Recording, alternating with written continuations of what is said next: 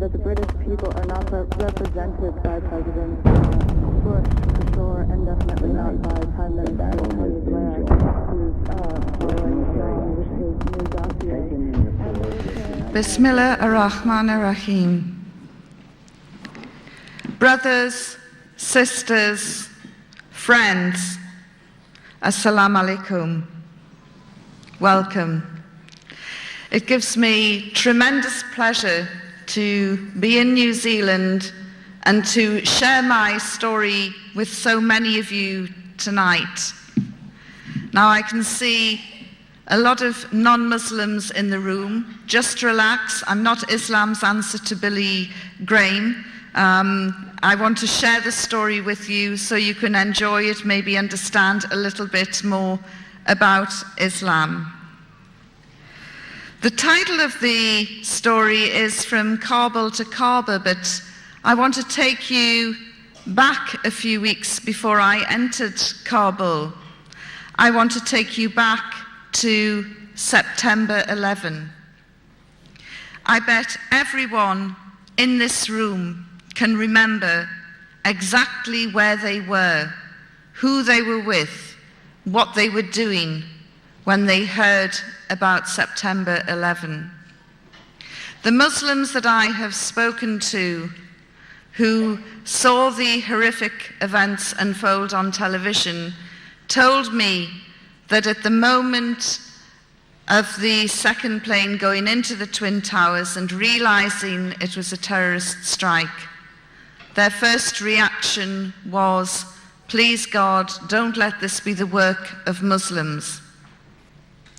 I was in my newsroom in Fleet Street in London when I noticed people gathering around the television sets that were there. And I shouted over to somebody at the Sunday Express and said, what's going on? And they said, oh, there's been a terrible accident. There's a plane crashed into one of the Twin Towers in New York. And there's something compelling, isn't there, about live news breaking and live pictures. And I went up and joined everybody else and watched the drama unfold. And then we saw the second plane going in. I've told you about the immediate reaction of Muslims. My immediate reaction was, this is a big, big story. It's bigger than the assassination of JFK, could even be bigger than man landing on the moon. I've got to get out to New York. My reaction was different to those of the Muslims, certainly. By the time I got to Heathrow Airport, the Twin Towers had imploded, the Pentagon had been hit, a plane had gone down in Pennsylvania. America was at war, it was under siege. Her airspace had been closed down, her borders had been sealed, and I physically couldn't get into the country. No matter which airline or which route I looked at, it was impossible. And so I hung round Heathrow in and out for the next 4 days. Finally, I got that ticket for the first flight out to New York. And as I was making my way to the departure lounge, my phone went and it was my boss, the news editor. He said, there's been a change of plans. We want you to go to Pakistan. I was furious. The contacts that I had been making were in New York. My clothes that I had packed were for New York. I'd never been to Pakistan. I probably needed injections. You know, what is this country? Why do you want to send me there? This is a Middle Eastern thing. Why don't I go to the Middle East? And he said, no, the story is going to unfold in Pakistan and neighboring Afghanistan. Within 12 hours, I arrived in Islamabad, dressed for New York, which went down very well, as you can imagine. And over the next few days, I started writing about people's hopes and fears for the impending war, which was going to happen in neighboring Afghanistan, where the richest country in the world was going to bomb the poorest country in the world. By the end of the week, 3,000 journalists from around the world had joined me. They were in Peshawar, they were in Islamabad, and they were down in Quetta. Thousands of journalists from all over the world, from print, radio, TV, the internet, every form of communication you can imagine. I worked for a Sunday newspaper. I was the chief reporter of the Sunday Express, and I was trying to second guess what the news would be at the weekend. You get a chance to be more analytical. And I'm not a journalist who has ever been spoon-fed from governments. I don't trust them. And so I began to think that the best story was probably in Afghanistan. From the ordinary people, the ordinary Afghan people, I wanted to know what their expectations and fears were, what life was like for them living under the Taliban. We'd read a lot of news. According to Bush and Blair, the Taliban was the most evil, brutal regime in the world. They subjugated and oppressed women. They killed them randomly. The tales that were coming out were terrible. I distinctly remember Tony Blair saying, "These people are so evil, they won't even let their children fly kites." And so I decided, well, I need to find this out for myself. And I went to the Taliban embassy in Islamabad, and I tried 3 times to get a visa, and 3 times I was rejected. And so in the end, with my guides, I had got 2 or 3 guides who were helping me, I decided to sneak into Afghanistan.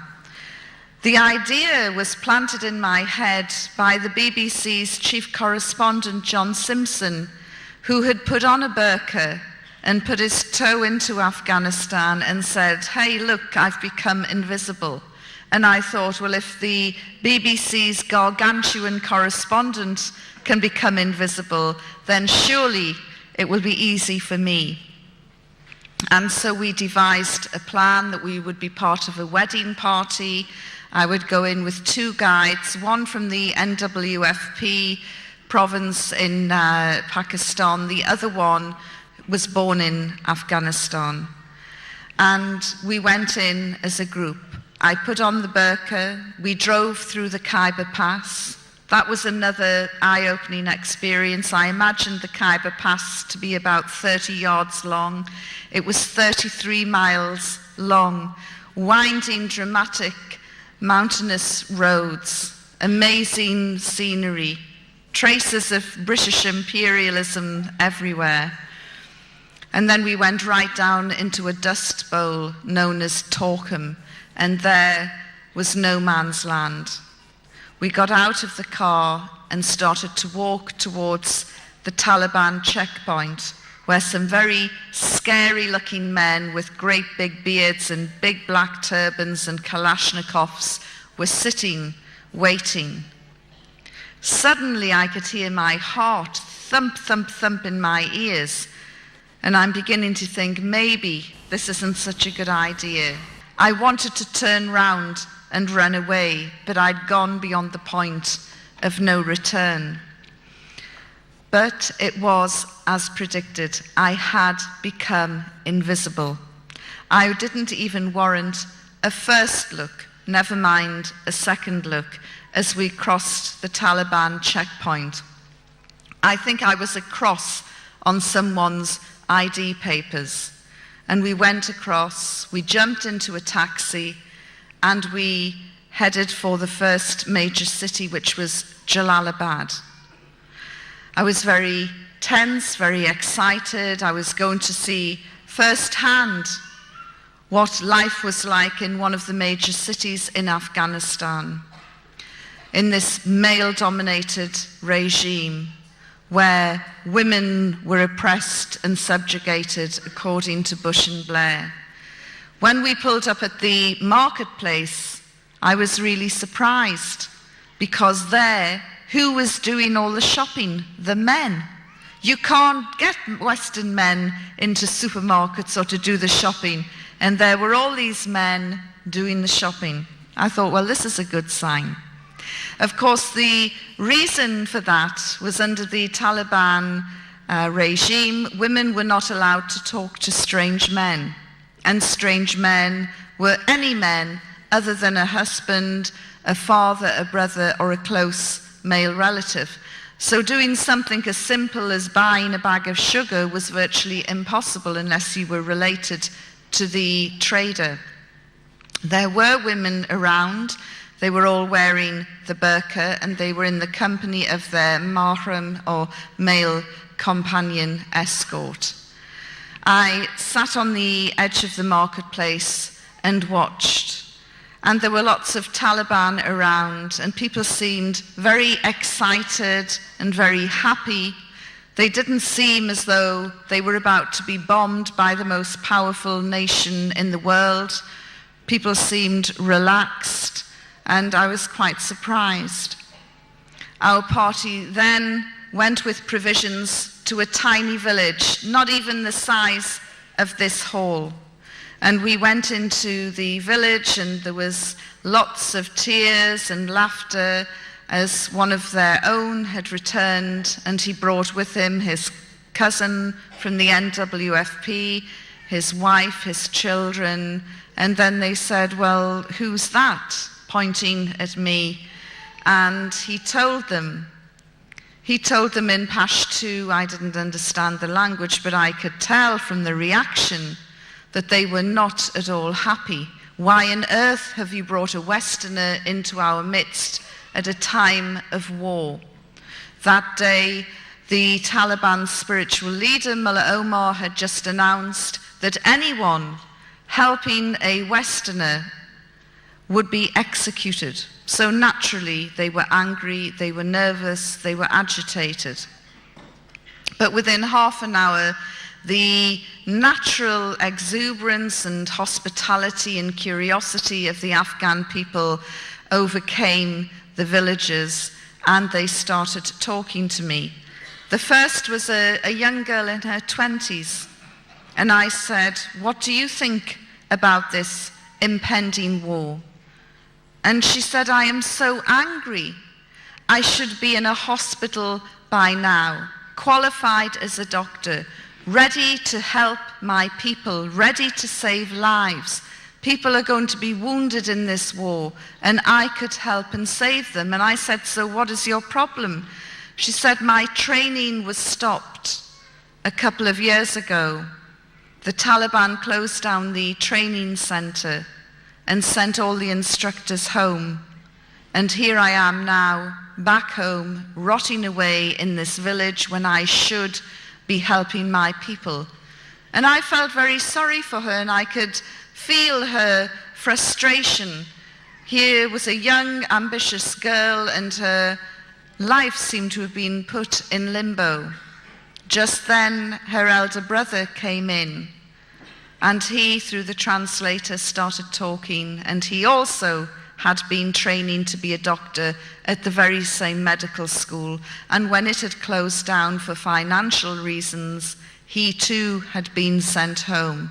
So it wasn't just the girl who was being affected, her brother was as well.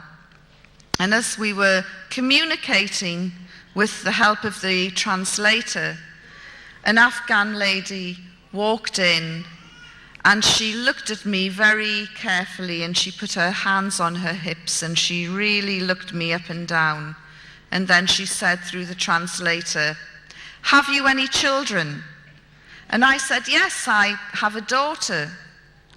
She said, just one? And I said, yes, just one. And she pushed me, very strong. I lost my balance and went the other way. And she said, you English and American women, you are all so pathetic.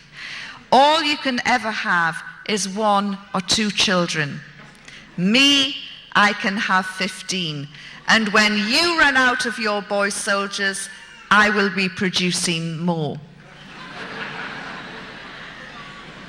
Don't think that Afghan women are shy, retiring creatures. And I thought, well, if this is what the women are like, what on earth are the men like?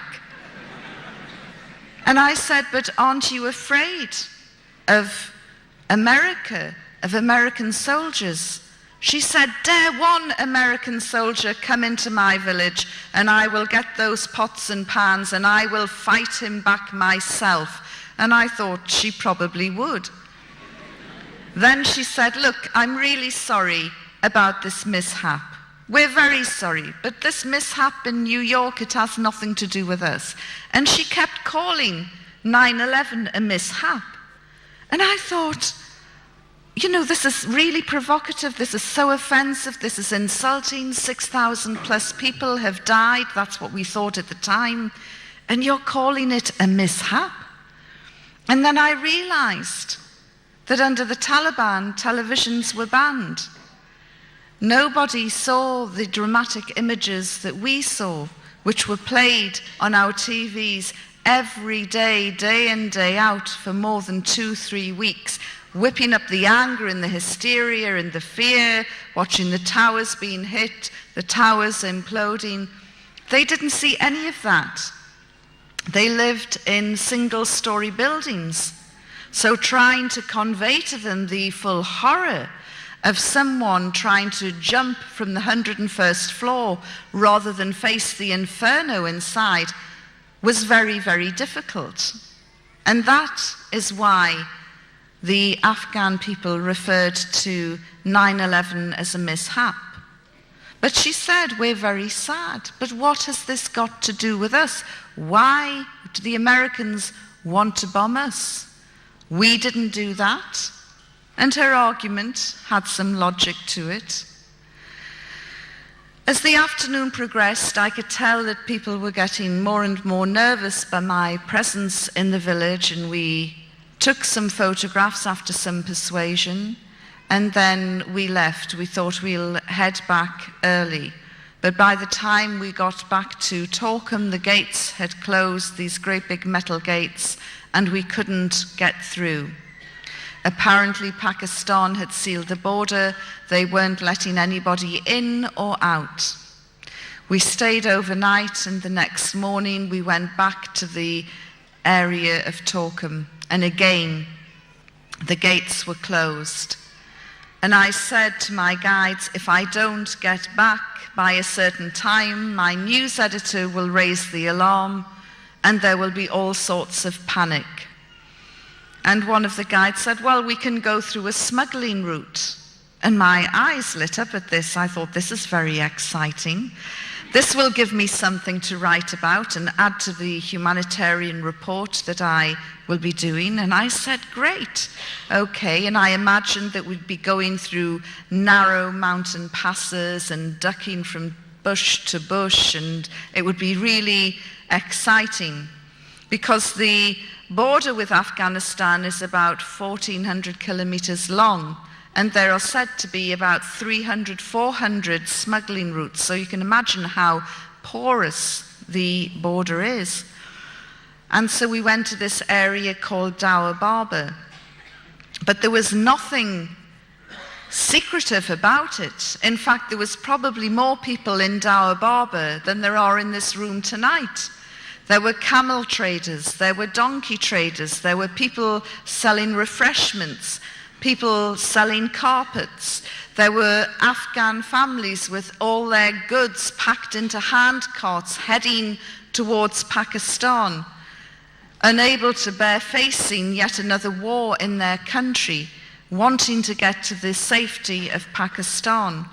And there were lots of young men striding over from Pakistan, looking for Taliban recruiting officers because they wanted to sign up and fight with the Taliban against the Great Satan, as they referred to America. By this time, the Afghan shoes I had been wearing were cutting into my feet and they were bleeding and sore. And I complained, and one of my guides said, well, we're only 10 minutes away from the border, but we can go by donkey. And he said, "Can you ride a donkey?" And I thought, can I ride a donkey?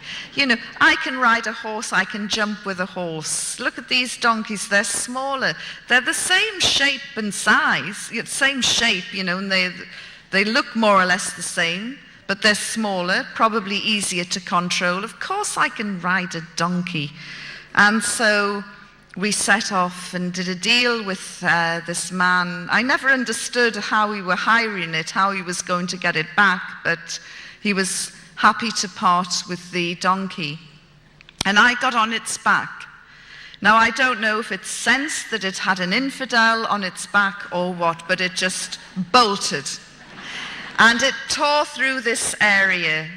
And my feet were waving, my arms were waving. The wind caught the burqa that I was wearing and billowed the burqa, which made the creature even more frightened, and it ran even faster. I was screaming, my arms like this. I must have looked like a giant bat trying to balance on this wretched beast which was out of control. And as I moved forward to try and get hold of the reins just to stop it, the one piece of equipment that I had taken with me, a camera banned under the Taliban, slipped out of the folds of my burqa right into the passing view of a Taliban soldier. He saw this and went crazy. Now, I don't know whether the donkey stopped and threw me off, whether he stopped the donkey and pulled me off. What happened, I really can't remember. All I remember is hitting the ground at a great rate of speed and then picking myself up. And as I drew myself up, I looked straight into the face of this Taliban soldier through the grill of my burqa. And he was screaming and shouting at me. When I got back to London, some of my girlfriends said, "What was going through your mind at that precise moment when you knew the game was up?" And I said, well, for a nanosecond, and I said it was a nanosecond, I looked at this Taliban soldier and I thought, my goodness, you're gorgeous. He had the most amazing green emerald eyes, very high cheekbones and a great big beard with a life of its own. Very, very striking. But as I say, it was a nanosecond. And then I thought, oh, I've been caught. So I took my camera off and I handed it to him, and then I closed my eyes waiting to be shot in the head. And when I opened my eyes after a few seconds, he'd gone. He'd gone over to the man who hired the donkeys. He wanted to know who is in charge of this woman. And then he would get to the bottom of the camera. I was delighted. I thought, I can get away. He still doesn't realize that there's a Westerner under the burqa. And I turned and went to attach myself to another group to follow them over the border. And as I walked away, I looked behind, and by this time a crowd of about 100 men had surrounded my two guides, and the soldier was in the middle, and he's screaming and shouting and waving the camera at him. One of the guides had been smacked across the face and he had a bloody nose, and the other one was trying to calm down the situation. And I looked and I thought, I can't leave them behind. Although we had made an agreement that if things did go pear-shaped, none of us knew each other, I couldn't abandon them. And so I went back and I tried to push my way through these very angry men, and they pushed me back. This was man's business. It had nothing to do with a woman. So in the end, I removed my burqa and said in a very loud voice, "Will somebody let me through?" You could have heard a pin drop. And then there was a parting like the Red Sea as I walked towards the handsome soldier, who by this time was looking really gormless because his jaw just dropped as he saw a Westerner, a blonde-haired, blue-eyed, come towards him. And I thought, he is going to be so happy to have got his hands on a Westerner that he'll forget all about my two guides. And as I walked, I shot them a sideways glance, and I could see by the full horror on their face that just when they thought things couldn't get any worse, they had. I had emerged. I went up to the soldier, demanded the return of my camera, and once he'd recovered, he got the three of us and we were bundled into a vehicle and taken off in the direction of Jalalabad. During the journey, the driver and the Taliban soldier had a very fierce exchange, and they kept looking back at me and arguing and looking back, and suddenly the driver did an emergency stop. The soldier asked me to get out of the car. And then he took me to this raised piece of ground and asked me to stand on it from the way he was motioning. So I stood on this raised piece of ground, and then he went off. He went marching off to my left, and I thought, where's he gone? And I'm standing there, rigid with fear, daren't move on this little tiny hill, and I'm looking around, and then all I can see are stones and pebbles and rocks, and I thought, this is the stoning corner. I'm going to be stoned. He's gone off to get a crowd. He's probably gone off somewhere to say, hey, I've got a Westerner stoning in 10 minutes. So I'm standing there and I'm looking down, and all I could see was blood-red nail varnish coming up from my toes. I'd lost my socks and shoes in the melee, and I thought, oh no, nail varnish is banned under the Taliban. If they see my toes, they'll probably chop them off one by one. So I tried to cover my toes as well. And I don't know what it is about Afghanistan.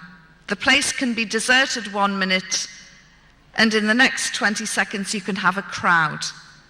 And about 20 seconds later, there were about 80 scary-looking men staring back at me. And they were getting closer and closer. Of course, I'm thinking that they're getting closer and closer so they can take a good aim when the stoning starts. And I'm looking round at them and trying to find a kind face, maybe a hero, somebody who will come to my defense. And I couldn't see one. Everybody just looked really hostile. Of course, the reason why they were getting closer and closer was to have a better look, because in Taliban-ruled Afghanistan, no man saw another woman's face unless she was a mother, a sister, or a daughter, or a close female relative. So seeing me would be a bit like seeing a panda in the zoo for the first time. So they were getting closer. Of course, I'm thinking they're getting closer so they can take aim when the stoning starts. I mean, we can laugh about it now, but I really thought that the final minutes of my life were being played out in this godforsaken area. And as I looked around, they say that your life flashes before you. Mine didn't. I'm just thinking, how can I get out of this situation? And then I remembered my time as a Sunday school teacher, and there was a biblical scene where Jesus had said at a stoning, "Let him without sin cast the first stone." So I thought, right, I'm going to say that. Of course, it never occurred to me they wouldn't be able to understand me.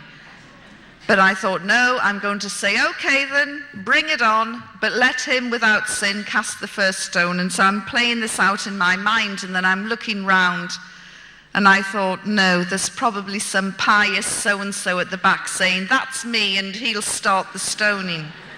So all of this is going through my mind when suddenly the Taliban soldier returns, and he has with him a woman wearing a burqa. She comes up behind me and turns me round very briskly and starts to frisk me. And I thought, oh, they're not going to kill me. Well, not just yet. Anyway, they're trying to find out if I'm carrying any weapons. And isn't it strange that he's gone off to get a woman? You know, why wouldn't he just search me himself? Obviously showing more courtesy than British police. And so all the fear that I had felt and the terror just melted away with relief. And then I became very angry. Those men had made me feel as though I was going to die. So I pulled away from the Afghan woman and I swung round at these wretched men. And I was wearing, I want you to picture the scene, my burqa had gone, but I was wearing a shalwar kameez, the trousers and an orange dress down to the knees. And I swung round at these men, very angry, and I said, I am not carrying any weapons. And to emphasize this, I picked up the hem of my dress and said, look. Well, there was a collective sharp intake of breath. And then they all turned round and ran as though the devil was snapping at their heels. I don't know if any of you have seen the Carry On film where the Scottish regiment lift up their kilts at the natives and they run off, but it was the same effect. Of course, this was highly inappropriate behavior for a woman in Afghanistan, as I was to find out. And the lady wearing the burqa swung me back round and whacked me across the face. She was in such a state of shock at this vulgar display. Anyway, having established that I'm not carrying any weapons, I was then bundled back into the car and driven off to Jalalabad. I was taken into the intelligence headquarters and introduced to the head of intelligence, who understood a little bit of English. I apologized for causing any inconvenience, and he asked me to write down my personal details and telephone contacts to prove that I was a journalist. After I had done that, he said, we are about to eat. You must have something to eat. And I said, well, that's very kind, but I need to use the telephone first. And he said, no, you can't use the phone. So I said, in that case, I won't eat either as a guest or a prisoner of the Taliban until I can use the phone. And what started then was the war of attrition, which was to last 10 days. Now, you would think that the most evil, brutal regime in the world couldn't care less if one of their prisoners had gone on hunger strike. But these men were very, very upset.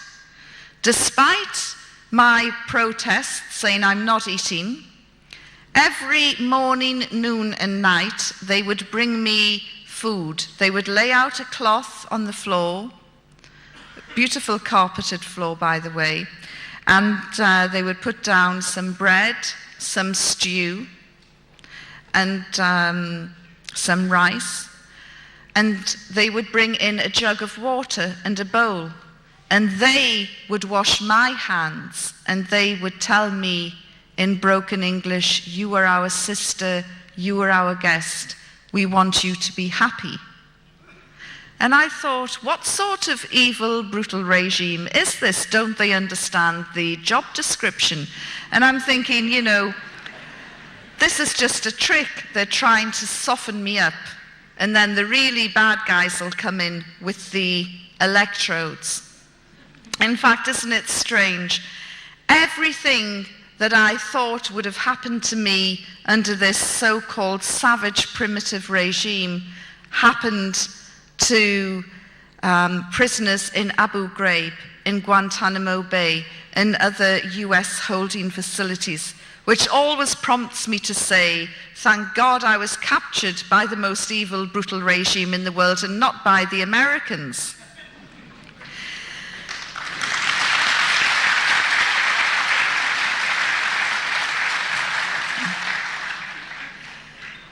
By the third day, they called the doctor. Not that I was feeling unwell at all, but they called the doctor and he came, a little man who'd trained in Germany, and he looked in my eyes, my ear, took my pulse, looked in my mouth, and I thought, they do this, don't they, on death row in Texas just before they're going to execute somebody. They like to make sure that they're fit and healthy.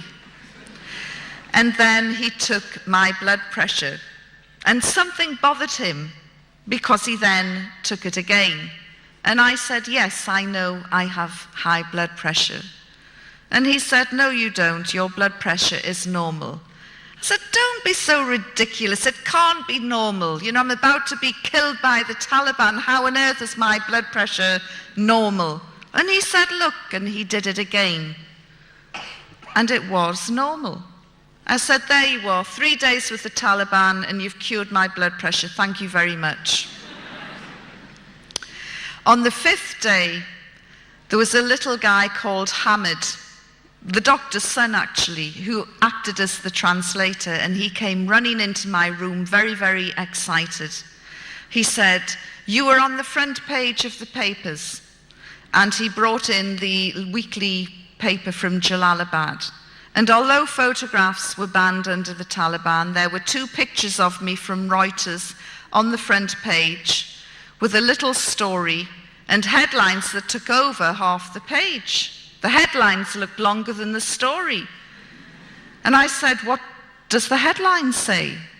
And he read it out and he said, it says, the Taliban has cured Yvonne Ridley's blood pressure and she's very happy.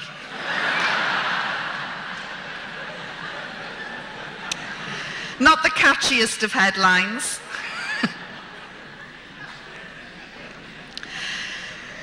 During those 6 days in Jalalabad, a procession of very scary, fierce-looking men came into the room and through Hamid asked me questions, and the interrogations would go on until maybe 8, 9 o'clock at night.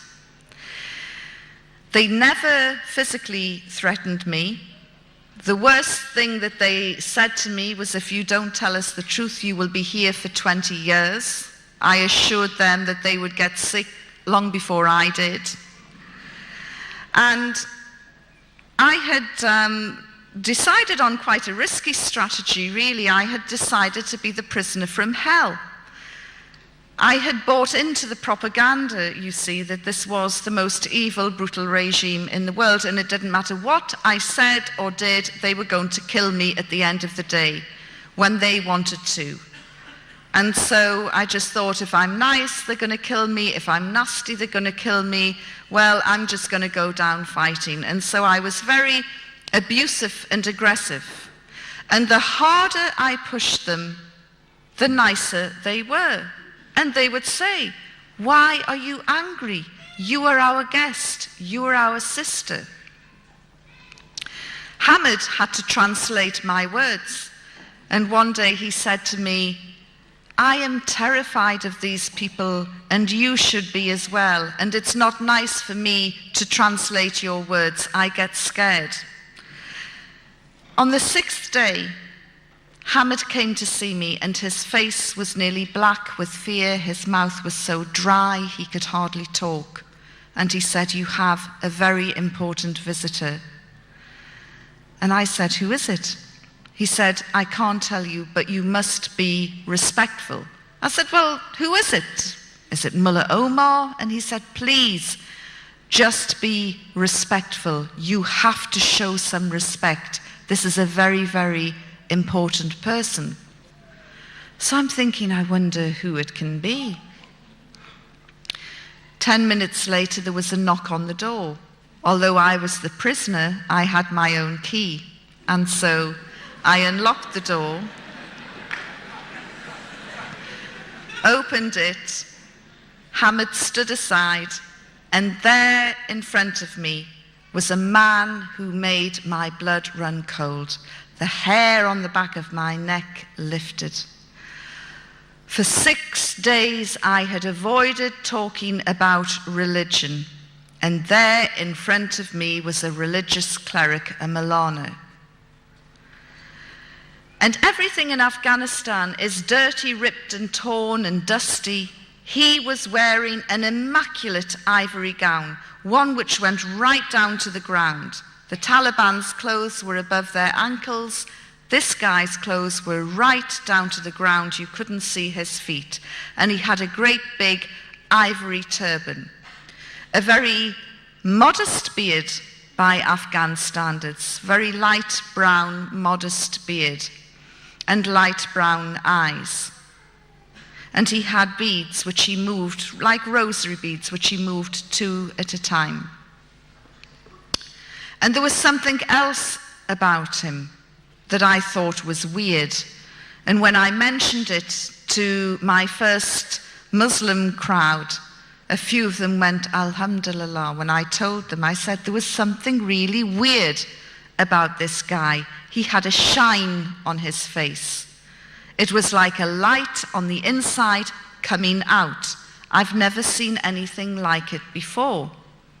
And I was told by my Muslim friends back in London, this is the nur, the light that comes out of somebody who is very pious, very practicing, a very good person.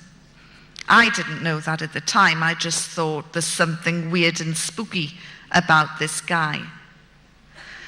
After I recovered, I moved aside and invited him into my room. And he was so graceful and elegant, he didn't even seem to walk. He just glided in and glided down. And I sat opposite him, and Hamid acted as the translator. And he said, "What is your religion?" And I thought, oh, here we go. I said, "I'm a Christian." He said, "Yes, but what sort of Christian? Are you a Roman Catholic? Are you a Protestant?" I said, "I'm a Protestant from the Church of England." And he's smiling and moving his beads. And he said, "And what do you think of Islam?" "Oh," I said, "it's fantastic. It's absolutely wonderful." Of course, I knew nothing about Islam, very little, and the little that I knew was totally wrong as it turned out. And I went off in praise for 2 minutes of this faith that I knew so little about. And he smiled and he moved his beads. And then when I finally stopped running out of adjectives, he said, "Islam is a beautiful religion." I couldn't agree more. And then again, I ran off in praise of Islam. And he smiled as he listened, and Hamid translated. And I said, "Do you know, the people around here are so passionate about their faith that they pray 5 times a day. I know because I've watched and counted it." And he looked. He must have thought, "You stupid woman." But I didn't realize that Muslims are expected to pray 5 times a day. So he moved his beads. And then he said, "So, you would like to convert?" And I thought, he's led me into a blind alley here. If I say, "Yes, I'll convert," he'll accuse me of being fickle and insincere, and he'll say, "Take her away and have her stoned." If I say, "No, I'm not interested," he'll say, "How dare you insult Islam? Take her away and have her stoned." So I'm trying to come up with the right answer. And then in the end I said, "Look, I can't make such a life-changing decision while I'm in prison, but if you let me go, I promise I will read the Quran and I will study Islam." And he smiled and he didn't say anything more, and he rose up and he glided out.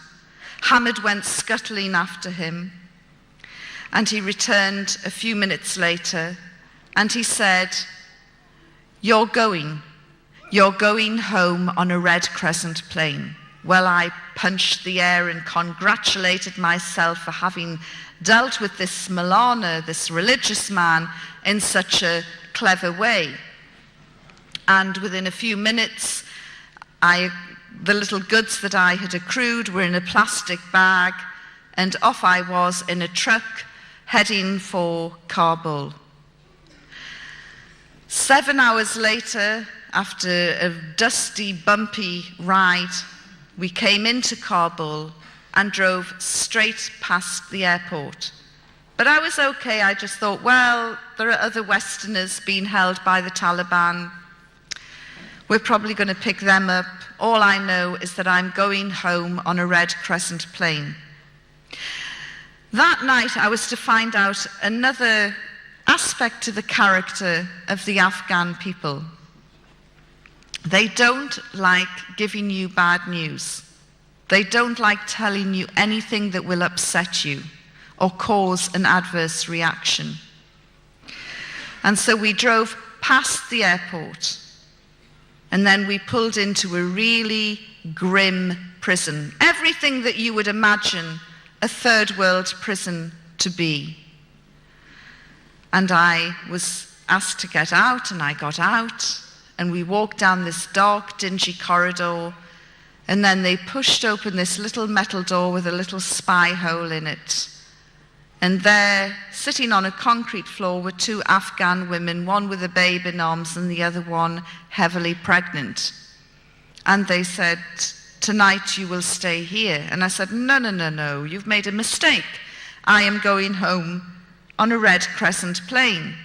Of course, the thing is, when you lead someone on, you have to deliver the bad news at some point. And so the bad news was delivered to me then.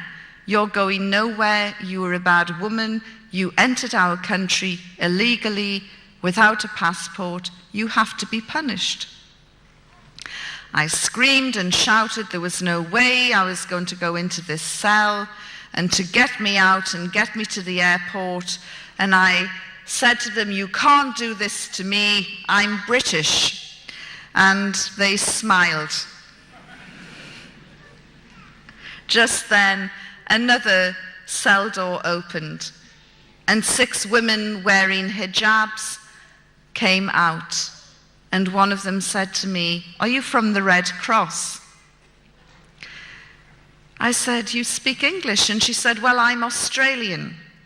These 3 are Germans, and the other 2 are Americans. And I went, oh my God, you're the Christians, the charity workers who were locked up for trying to convert Muslims to Christianity.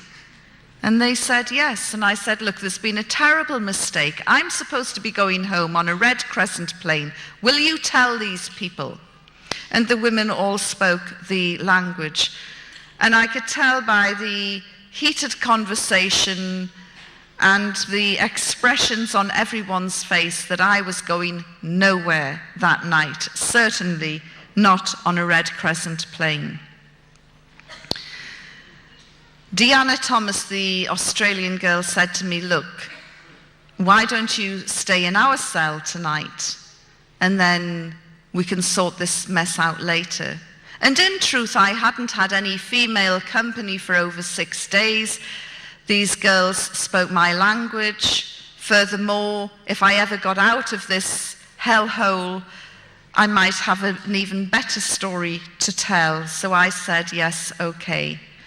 And I followed them into their cell, and I looked around, and it was so grim. It's everything you would think a third world prison to be. And suddenly I broke down and I started to cry, the first tears that I had cried since my captivity. And I said, well, the Taliban have finally broken me. And amid the sobbing, I felt for my cigarettes, because although cigarettes were banned under the Taliban, when they realized I smoked, they gave me lots of cigarettes. So I pulled out my cigarettes, and I was about to light up when I just said, oh, does anybody mind if I smoke? and the tears were coming down, and I'm sobbing and about to light my cigarette when they all said, yes, this is a no smoking cell. How could I find the only no smoking cell in Asia? How unlucky can you get? They said, look, if you must smoke, go outside into the courtyard. We're about to have a meeting. Suddenly, my nicotine craving went, and I said, a meeting? And they said, yes, we have 2 meetings a day. And I'm looking round, and I'm thinking, what happens round here that they have 2 meetings a day? It's the escape committee. They're digging a tunnel, and this is a progress report. So I said, do you mind if I listen in to your meeting? And they said, no, not at all. So I suddenly forgot about my cigarettes for the time being, and I sat on the edge of this bunk bed, and the 6 girls sat in a circle on the floor, and then they pulled out their Bibles. And I'm thinking, I don't believe this. They have been charged under Sharia law with trying to convert Muslims to Christianity. They're in serious trouble. They could be executed. And now they're getting their Bibles out. And I'm looking at the door expecting the Taliban to come bursting in and beat them up or do something horrible to them. And nothing happened. Of course, as I did read the Quran later, it states quite specifically that we must, as Muslims, protect people of the book, i.e. Jews and Christians, and we must allow them to carry on and carry out and perform their faith. And this is exactly what the Taliban were allowing the Christians to do, although I didn't realize it at the time. So they read from the Bible, very loudly, a passage appropriate to their position. And after 20 minutes, they put their Bibles down and pulled out handwritten pieces of paper. And then they started to sing. Now, I can tell you, as you know, I was a practicing Christian in those days. And when I say practicing, I probably went to church maybe twice a month, which in some people's eyes is bordering on fanaticism. And we would sing, you know, these Victorian hymns, and they started singing, not Victorian hymns. We are talking very loud, very robust, happy-clappy, full-on Southern Baptist style, hallelujah type singing. So this started, and at that point I went outside into the courtyard and I smoked 3 cigarettes off the trot. The azan, the call to prayer, started, and I thought, I don't believe it. I've got Muslims on that side of the wall, Christian fundamentalists in that cell. No wonder that religious cleric was smiling as he left me. He probably thought, she won't convert? Well, feed her to the Christians. Although I make fun of them, I have to say that those 6 girls were incredibly strong, and their faith did get them through their ordeal, which lasted much, much longer than mine. After they'd finished singing, they then started praying. And again, it was really full-on, in-your-face, hallelujah type praying. In fact, at one point, they were all shouting different things, and at one point I could hear one of the girls, I think it was the American girl, Heather, shouting, Lord Jesus, show me the way out of here. And I have a very gallows sense of humor, and I felt like shouting back, straight down the corridor and turn left, but there's a great big Talib there. That night, I slept on this concrete floor with a very wafer-thin mattress. And when I woke up the next morning, I was given a change of clothes. In fact, I'm wearing the prison clothes now.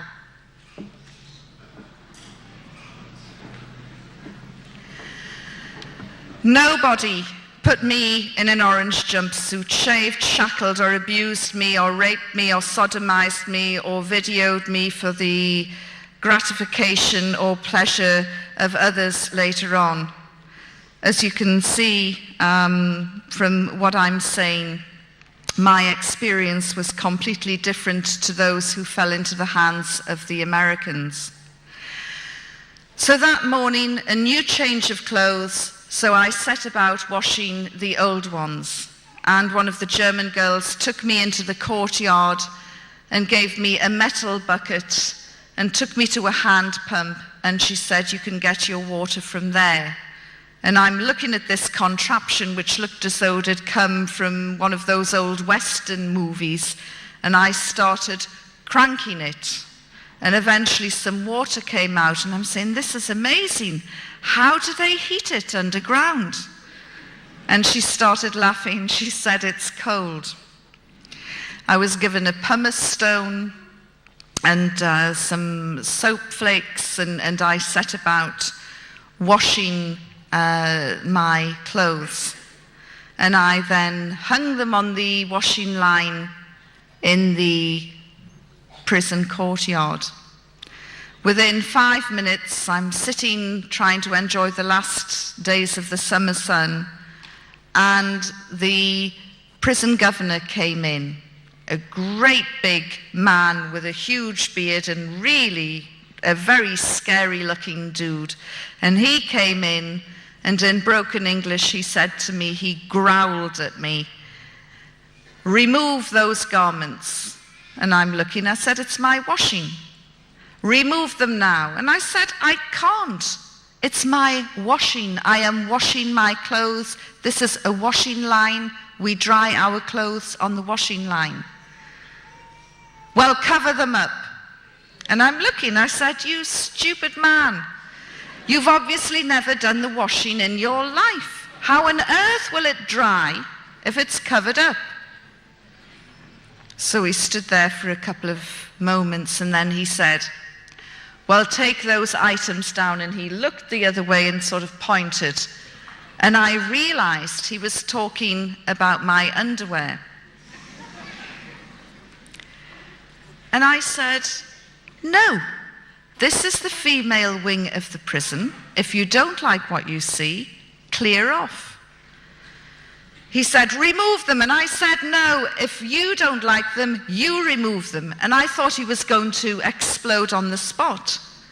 He then went storming off, and he returned 15 minutes later with the Deputy Foreign Minister of Afghanistan. These people are about to be bombed by the most powerful country on earth, and a diplomatic incident was unfolding as a result of my underwear.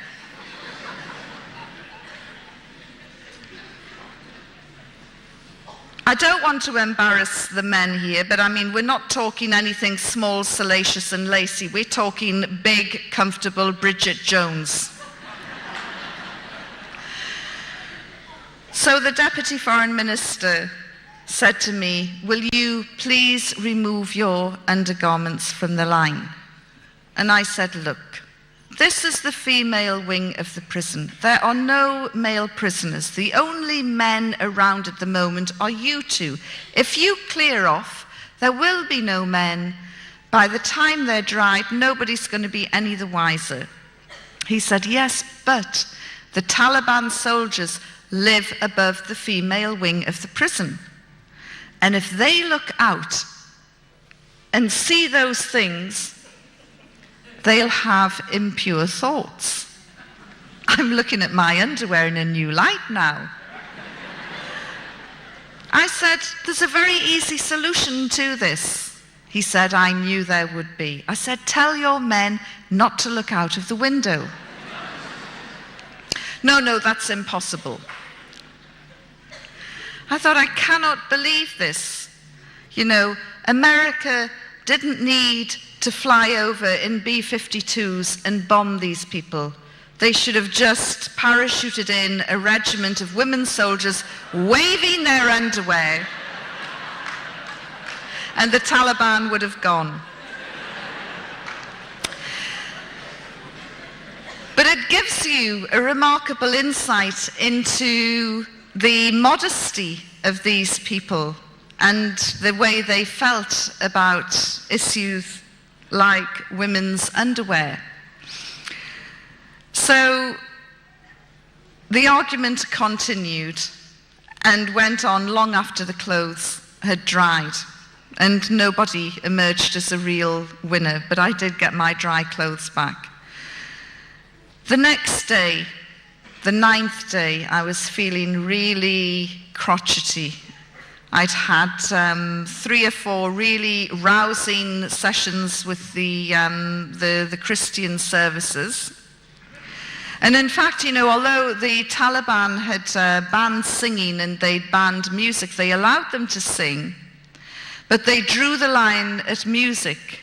And I am eternally grateful to this day that they confiscated their tambourines and guitars. But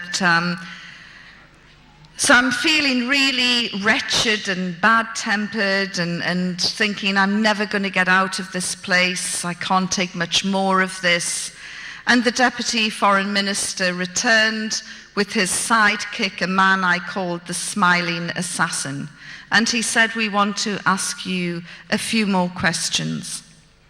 And I said, "No, I'm done with answering any more questions. I'm finished with you people. I've had enough." And I then launched into a series of insults and curses and swearing. And then I rounded it off with something that I've never done in my life before, I've never done since, and you would get sent off a football pitch for doing it. I spat at them.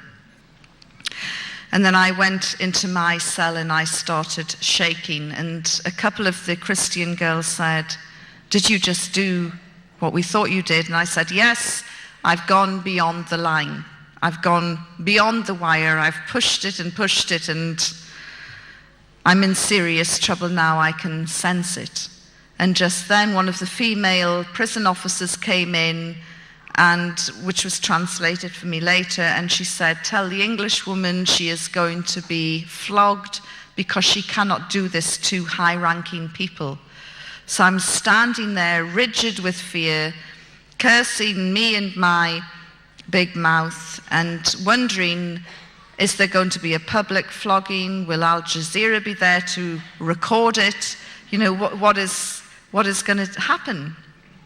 And I'm standing there rigid with fear, and about 10, 15 minutes later, we heard the gates open in the courtyard, and Heather, one of the American girls, came running in, and she said, "They've returned. Yvonne is going to be flogged." And just then, 3 of the Christians threw themselves down at me and grabbed onto my clothes and started saying, "Lord Jesus, don't let Yvonne feel any pain." And I'm standing there looking at them thinking, you know, you're making it worse.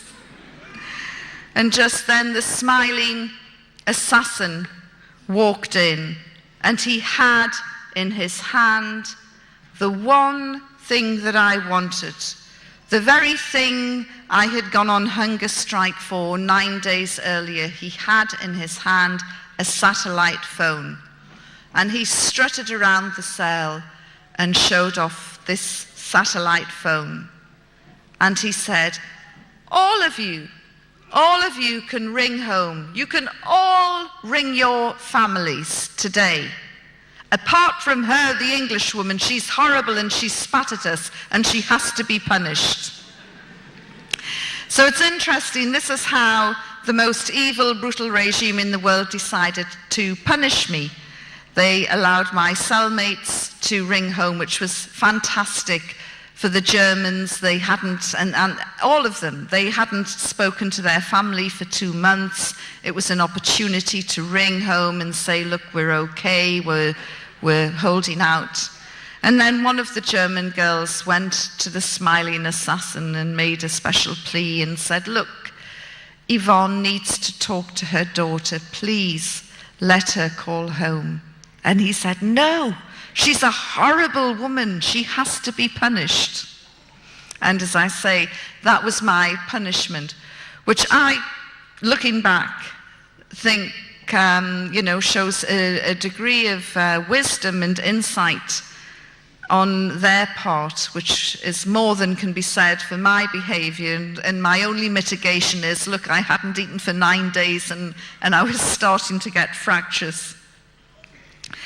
That afternoon, the senior officers returned and they removed me without warning, got my things together and said, you're going. And then they took me out of the prison and upstairs into the Taliban sleeping quarters. And one of the senior officers had vacated his room and said, you complained about the prison downstairs, is this good enough for you? And it was a very nice room by Afghan standards. And he said, tomorrow you will go home, inshallah. And I said, what is this inshallah you keep using at the end of every sentence and it never ever happens? Of course, I now know inshallah means God willing. And they put me in this room, they gave me the key, I locked myself in. I had a fantastic view over the city of Kabul, looking right up to Kabul Hill where all the anti-aircraft units were. And I sat on the bed contemplating my future, wondering if and when I'd ever get out. They kept saying, tomorrow you will go home, inshallah, but inshallah it never happened. And so I was wondering how genuine they actually were. Why had they removed me from the Christians? Was this my last night on earth? Would they execute me tomorrow? I really didn't know. All of this was going through my mind. And then suddenly there was a huge rip, as though somebody had just torn the sky open. And there was a great big light. And it was the start of the war. That night, America and Britain dropped 50 cruise missiles on Kabul. You can hear a cruise missile from 20 miles away. These were coming within 1/4 of a mile of the prison. I had covered wars before, and I don't know why it had not occurred to me then, but it certainly occurred to me that night. These bombs don't discriminate. There's nowhere to run, there's nowhere to hide. Civilian, military, man, woman, child, these bombs cannot tell the difference. I'm going to be blown apart by a British bomb. I've got no doubt Tony Blair will blame the Taliban, and that will be the end of that. And it was truly terrifying. And I also thought, there is no way the Taliban will let me go now. Absolutely no way at all. And the next morning, there was a knock on my door, and I was told, please, there is a vehicle outside. We are going to release you. I couldn't believe it. But sure enough, there was a vehicle. They put me in it. We drove down from Kabul, through Jalalabad, down to Torkham, and eventually, after some shenanigans, I was handed over to the Pakistan authorities. And as I walked back across no man's land, the camera lights went up and the journalists started shouting, how did the Taliban treat you? And in truth, up until the point that I was released, I still didn't trust them 1 inch, and I thought everything that they were trying to do had a hidden motive. It was only at the point that they released me that I thought, you know what, they were quite an honourable bunch of guys.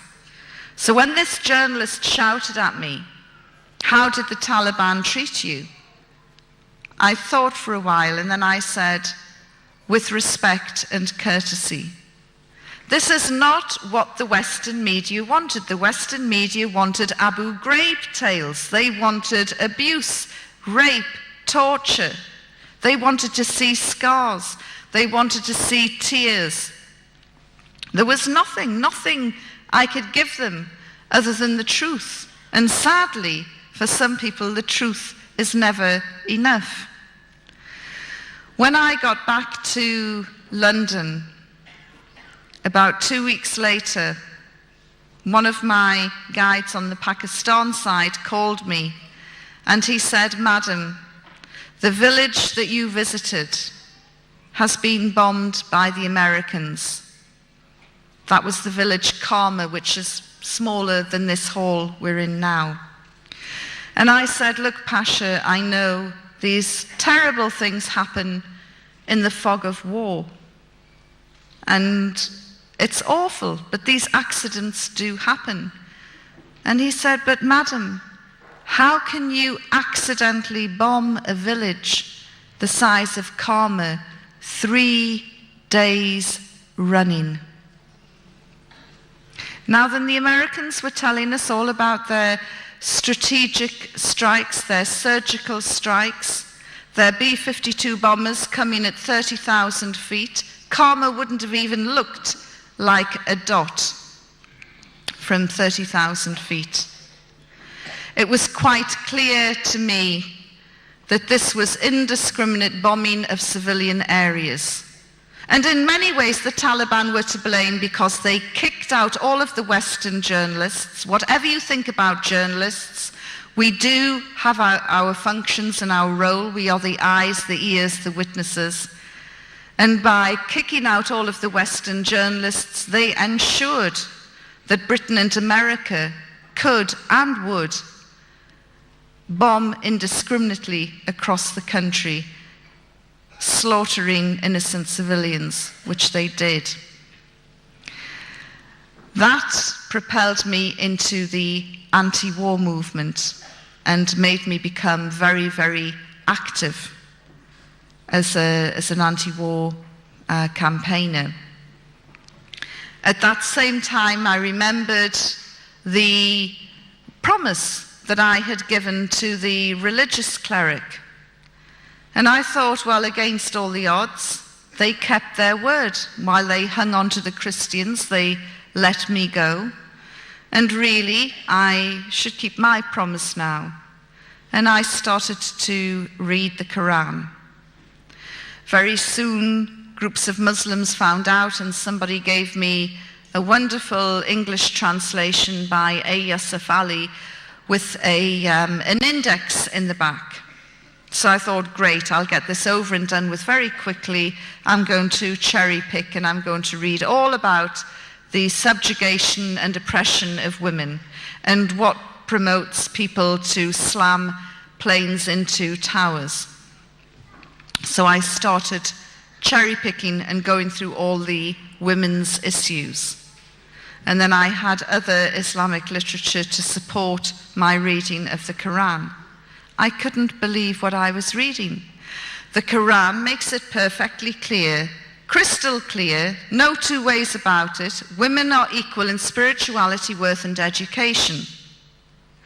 Furthermore, the first convert to Islam was a woman. The first martyr to Islam was a woman. Women played major roles right from day one in Islam. They fought alongside the men. The Prophet, peace be upon him, picked out one particular woman and singled her out for praise during a battle, the Battle of Ehud. And he said, everywhere I looked, this woman was there, protecting me, fighting with me, fighting alongside me.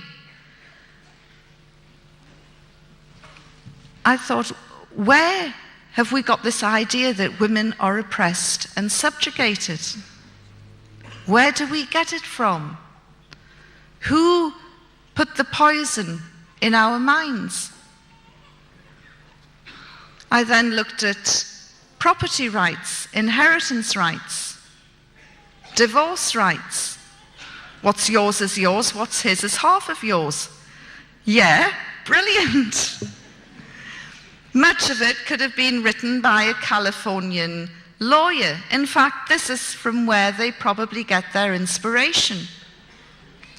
All these tales in the tabloids about the superstars having prenuptial contracts and teams of lawyers drawing up and thrashing out these prenuptial contracts, they were available to Muslim women from day one.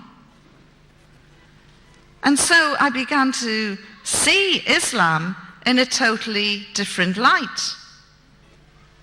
And I thought, yes, okay, this is great, but what are the people like? And so I went out into the Muslim communities, specifically to meet the sisters. And it didn't matter where I went in the world, whether it was Pakistan, or whether it was Saudi, or Canada, or America, or Australia, and now New Zealand. The Muslim women I have met, whether they have been formally educated or not, are resilient, strong, politicized, internationally aware, multi-skilled, multi-talented. A few years ago, I would have looked in this room and picked out everyone wearing a hijab, and I would have thought, oh, look at those poor, oppressed women. How did they manage to sneak out of the home to come here? Now I'm looking and I'm trying to work out who is the engineer, who is the doctor, who is the lawyer, who is the teacher, who is doing the PhD, who's doing the MA, who's raising kids at the same time, supporting their man, running a business, a charity, who is the backbone of the community. I see incredibly diverse women. And I remember a sister in Canada who said to me, Yvonne, my head might be covered, but my mind is not. And the most valuable lesson that I learned from the sisters that I met is never ever again will I judge a person's freedoms and liberties by the length of their skirt. So this was wonderful. The other thing that I learned about the Muslim community is it has an incredibly gossipy network. And I could visit somebody in Glasgow one day, and by the next morning I'd get a phone call from somebody in Karachi saying, I hear you were in Scotland. How did it go? The communication is amazing, but sometimes there were Chinese whispers and people had false information that I had taken my shahada, the oath to become a Muslim.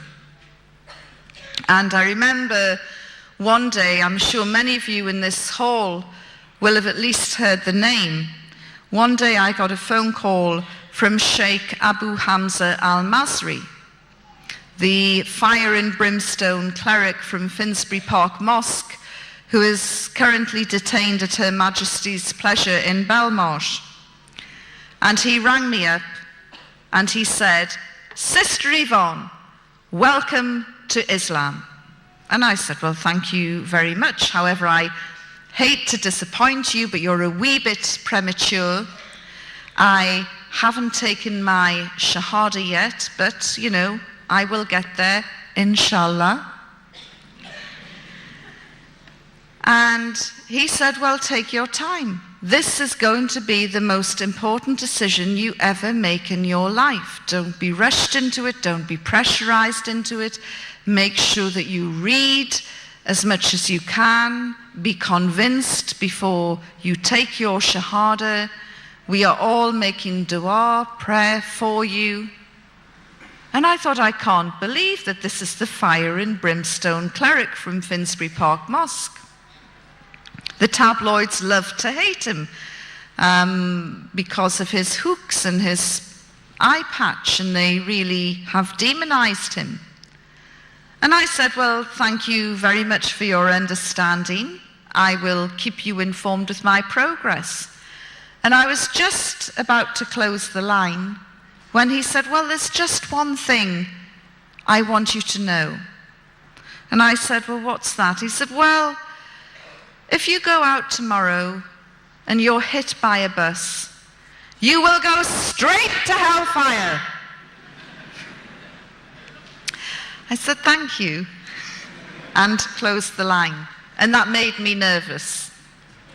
It made me very nervous. So I took a copy of the Shahada and I carried it round with me.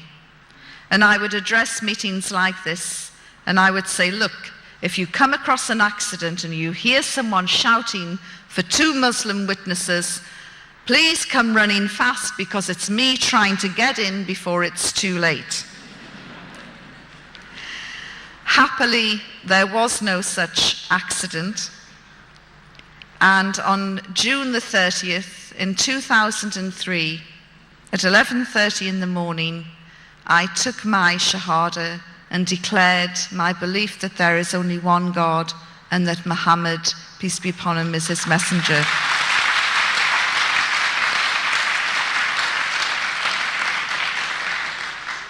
And I joined then what I consider to be the biggest and the best family in the world.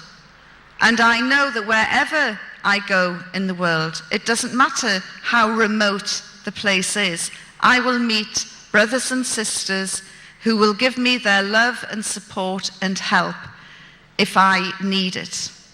And that is very important to me. I was also lucky enough in January this year to go on Hajj, the annual pilgrimage which Muslims are required to do at least once in their life. As I say, the Saudi women don't think for 1 minute that they're oppressed or subjugated. They're like a tightly coiled spring and they are really ready to launch into the political scene in Saudi Arabia. There were elections earlier this year. Women weren't allowed to vote. Let me tell you, I really feel that the next elections, not only will women be voting, they will be standing as well. These women are really, really remarkable, and as I say, they're in the wings and they're ready to launch. Unfortunately, because of Saudi's restrictive media rules, we hardly get to find out any real news that is happening there. But these sisters from Jeddah told me how distressed they were during the Second Intifada, the uprising in Palestine, how distressed they were, and they had been discussing this in the mosque after Friday prayers. And they wanted to show their solidarity with their Palestinian sisters. So they did something that is forbidden in Saudi. They had a spontaneous demonstration. And they shouted and demonstrated, and the police were called because of this public disorder. And the police moved in, and one of the main women stood in front of the police and she said, "Dare one of you touch us? We are Saudi women and you cannot touch us." And the police sprang back and they were wondering, what on earth are we going to do with these women? We can't have them demonstrating. But they're right, we can't manhandle them and cart them off to jail either. And there was this standoff for about half an hour as the women continued with their protest. In the end, the police chief had a better idea and they went and arrested all their husbands instead. They took them to the station and they said the next time their wives did this, they would be charged. Which is a wonderful tale. So that was Hajj in January. Obviously, you're all aware of the London bombings. I live in central London. We were shocked by the ferocity of the atrocity, but not surprised. The anti-war movement and the political party I belong to, called Respect, which is led by George Galloway MP, had said, long before the first bombs dropped on Baghdad, we told Tony Blair, if you take us into a war with Iraq, our security will vanish. London will become a target. In his arrogance, he dismissed us. He dismissed the fears of 2 million people who marched in London. He would rather take his orders from Washington. Really, I salute New Zealand in its strength and determination to stand up to America over many different issues. That stand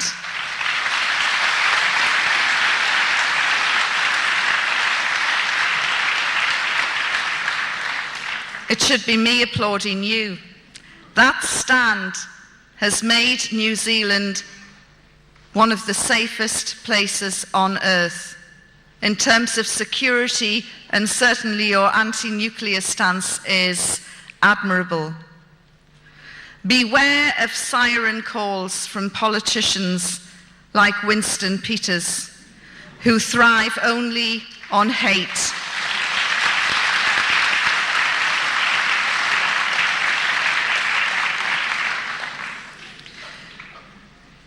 You have a very important election coming up soon. I can't tell you how to vote, but just be wary of those who would want to stand shoulder to shoulder with George Bush, because you will end up in serious trouble like we have in Britain. Thank you very much for listening to me. I am really looking forward to hearing your questions and observations. As I say to the non-Muslims here tonight, I am not Islam's answer to Billy Graham. I am not here to get you to convert. But if you are interested in learning a little bit more about Islam for your own benefit, not for any other reason, there's some books outside which you're welcome to take away. Thank you very much for being a terrific audience. Thank you. Assalamu alaikum.